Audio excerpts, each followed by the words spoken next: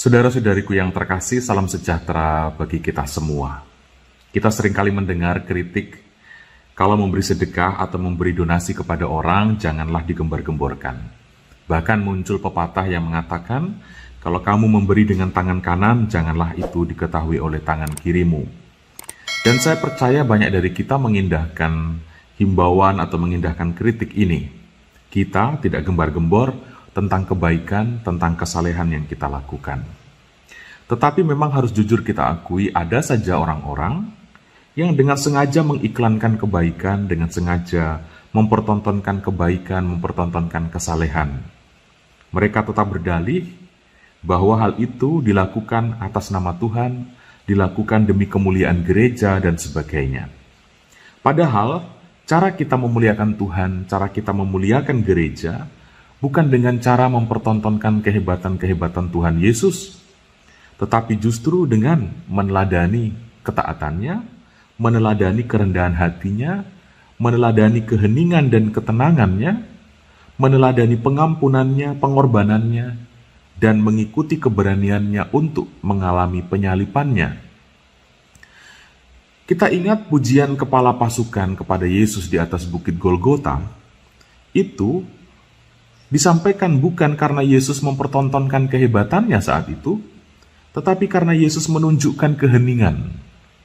Ketika Yesus menunjukkan ketenangan batinnya, ketika Yesus menunjukkan bagaimana ia tetap mengampuni, bagaimana Yesus tidak mempersalahkan orang lain, tidak mempersalahkan Allah, dan tetap menyerahkan diri, menyerahkan nyawanya kepada Allah, meskipun Allah seakan-akan meninggalkannya saat itu. Itulah yang kemudian membuat kepala pasukan di atas bukit Golgota itu mengatakan, sungguh orang ini adalah anak Allah.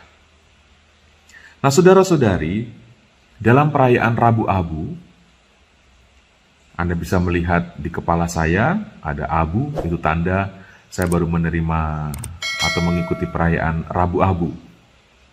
Nah, pada perayaan hari ini dibacakan Injil tentang hal melakukan kewajiban agama. Ada 3, yaitu memberi sedekah, berdoa, dan berpuasa.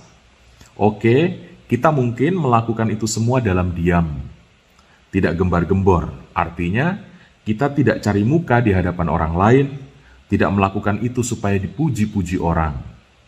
Tetapi saudara-saudari, kita toh perlu tetap cermat membaca gejala batin kita masing-masing, supaya kita tidak terjebak melakukan kebaikan-kebaikan agama, sedekah, berdoa, berpuasa, dengan tujuan mencari muka di hadapan Allah. Kita memberi sedekah, kita berdoa, kita berpuasa, sebenarnya bukan supaya kita diselamatkan Tuhan. Ini cara berpikir kita sebagai orang beriman Kristiani Katolik.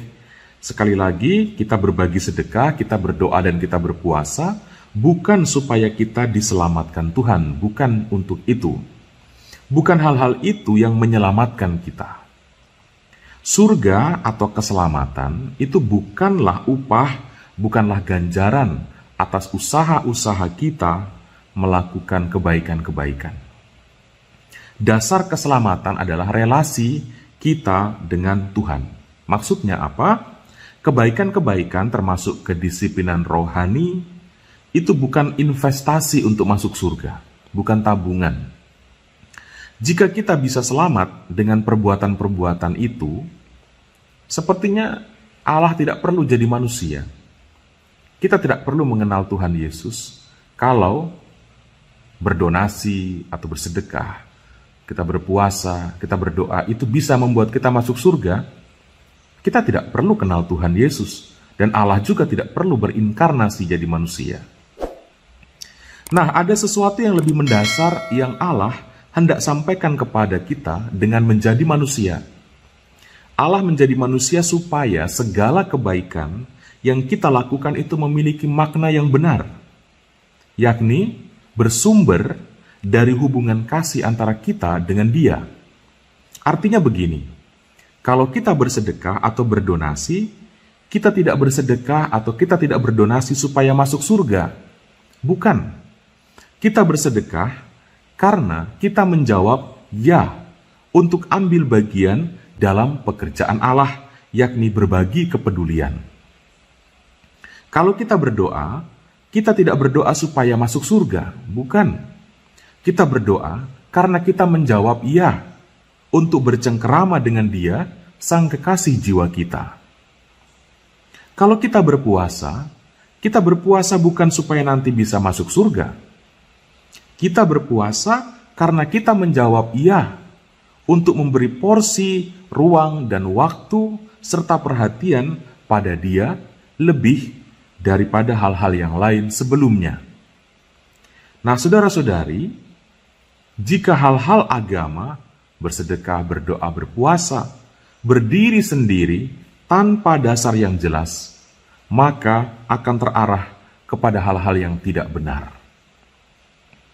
Hal-hal keagamaan juga bisa dibelokkan setan untuk mendukung egoisme, untuk mendukung individualisme, dan untuk mendukung materialisme. Dan kita bisa menjumpai itu, ada banyak orang yang semakin beragama, tapi malah semakin egois, semakin sulit mengampuni, semakin tidak murah hati. Orang semakin beragama, malah hidupnya seperti mendukung setan. Nah ini, karena itu Allah menjadi manusia, supaya kebaikan yang muncul dari diri manusia, itu memiliki makna yang benar. Kita berbuat baik bukan untuk masuk surga, tetapi kebaikan-kebaikan, kesalehan-kesalehan yang kita buat, itu adalah jawaban ya untuk berpartisipasi di dalam pekerjaan-pekerjaan Tuhan sendiri.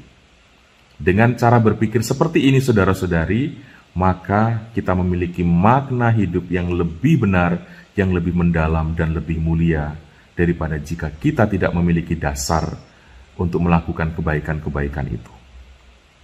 Tuhan Yesus datang ke dunia untuk memberi makna pada kebaikan-kebaikan yang kita lakukan supaya tidak salah sasaran. Sekali lagi, setan bisa membelokkan kebaikan-kebaikan yang kita buat untuk mendukung egoisme, mendukung individualisme, dan mendukung materialisme. Tuhan Yesus memberkati kita semua.